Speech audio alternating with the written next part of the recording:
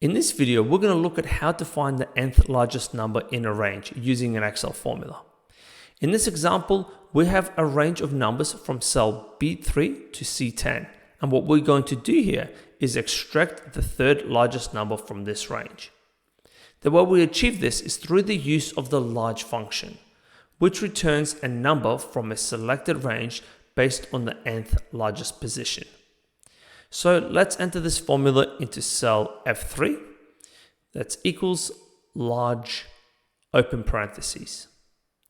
The first argument of the large function is the range from which we want to return the third highest number. So we'll select range B3 to C10, followed by a comma.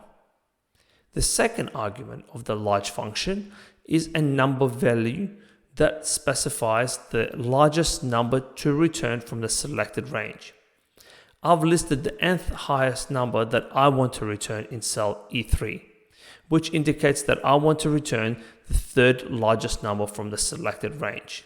So we'll just select cell E3 and complete the formula with a closing parentheses and press the enter key. And that's it. The formula is now returning the third largest number from the range. You can change the nth largest number to whatever you want in cell E3, as long as it doesn't exceed the total number of numeric cells in the selected range.